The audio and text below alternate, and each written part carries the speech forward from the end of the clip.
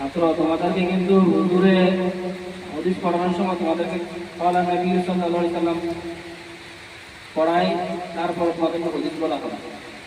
তোমরা আসলে দর্শনের মধ্যে ক্বালা নবী সাল্লাল্লাহু আলাইহি সাল্লাম পড়ছো না একবার, আগামী সপ্তাহে এটা খেয়াল দিতে থাকে। এখন আপনাদের সামনে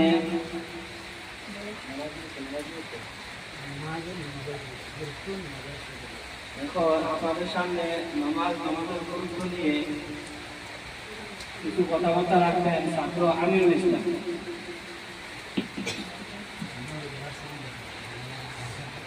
السلام عليكم ورحمة الله وبركاته. نحمده ونصلي على رسوله الكريم. أما بعد، فأعوذ بالله من الشيطان الرجيم. بسم الله الرحمن الرحيم. إن الصلاة تنهى عن الفحشاء والمنكر. وقال عليه الصلاة والسلام: أول ما يحاسب به العبد يوم القيامة الصلاة. صدق الله العظيم. দারুল উলুম জিরানিয়া উপজেলা মাদ্রাসার ছাত্র কাফেলার কর্তৃক আয়োজিত সাপ্তাহিক আসসালামু আলাইকুম ওয়া রাহমাতুল্লাহি ওয়া বারাকাতুহু। নাহমাদুহু ওয়া নুসাল্লি আলা রাসূলিহিল কারীম। আম্মা বা'দ, ফাআউযু বিল্লাহি মিনাশ শাইতানির রাজীম। বিসমিল্লাহির রাহমানির রহিম। إن الصلاة تنهى عن الفحشاء والمنكر. وقال عليه الصلاة والسلام: أول ما يحاسب به العبد يوم القيامة الصلاة. صدق الله العظيم.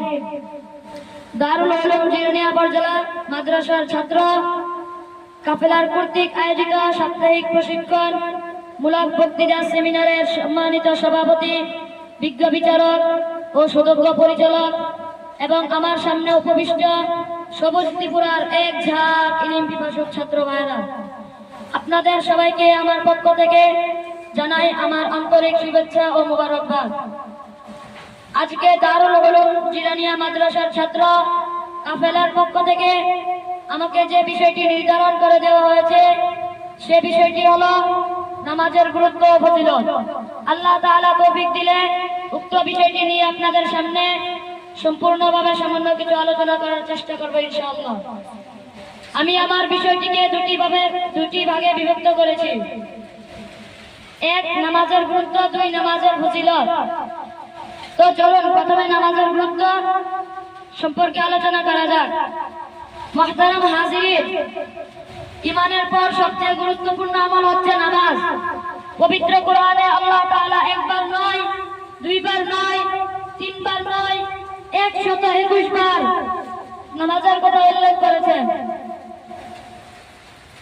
আল্লাহ তাআলা জিন এবং ইনসানকে সৃষ্টি করার পর দত্তহীন ভাষায় ঘোষণা করে বলেন: হাফিজু আলাস সালাওয়াতি ওয়াস সালাতিল উসতা। তোমরা সমস্ত নামাজের দিকে যত্নবান হও। বিশেষ করে মধ্যবর্তী রাতের নামাজের ব্যাপারে অন্য এক আয়াতে বলে: ওয়াকিমুস সালাতা ওয়া আতুজ যাকাত। তোমরা নামাজ আদায় করো এবং যাকাত দাও। প্রিয় উপস্থিতি, ইসলামের ভিত্তি রাখা হয়েছে 5টি স্তম্ভের উপর। তার মধ্যে একটি হচ্ছে নামাজ। হাদিস শরীফে বর্ণিত আছে: মিফতাহুল জান্নাতিস সালাত। বেহেশতের চাবি হচ্ছে নামাজ, তাই নামাজের গুরুত্ব অপরিসীম। প্রিয় উপস্থিতি, মহান আল্লাহ তাআলা জিন এবং ইনসানকে সৃষ্টি করেছেন একমাত্র তাঁর ইবাদতের জন্য। আর ইবাদত বন্দেগীর মধ্যে সর্বশ্রেষ্ঠ ইবাদত হচ্ছে নামাজ। নামাজ একমাত্র মানুষকে সর্বপ্রকার অন্যায় অশ্লীল কাজ থেকে বিরত রাখতে পারে।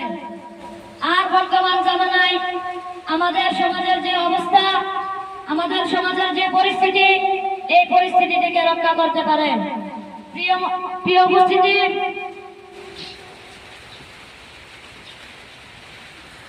এমনই ভাবে নবী করিম সাল্লাল্লাহু আলাইহি ওয়াসাল্লাম এবং সাহাবায়ে কেরাম রাদিয়াল্লাহু তাআলা আনহু যখন কোনো সমস্যায় পড়ে যেতেন তখন তারা সাথে সাথে নামাজে দাঁড়িয়ে যেতেন।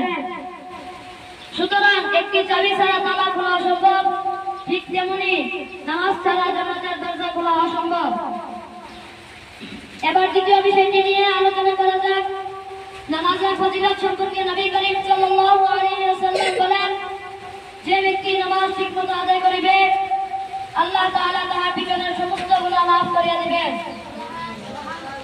এবং তাহার জন্য জাহান্নাম হারাম করে দিবেন। শুধু তাই নয়, নবী করিম সাল্লাল্লাহু আলাইহি ওয়াসাল্লাম আরো বলেন, ঠিকমতো নামাজ আদায়কারীকে আল্লাহ তাআলা 5টি পুরস্কার দিবেন। 1, রিজিকের অভাব দূর করে দিবেন। 2, কবরের আযাব মাফ করে দিবেন। 3, আমলনামা ডান হাতে দিবেন। 4, ফুলসিরাত বিদ্যুতের গতিতে পার করিবেন এবং 5, বিনা হিসাবে জান্নাতে প্রবেশ করাবেন। আসসালামু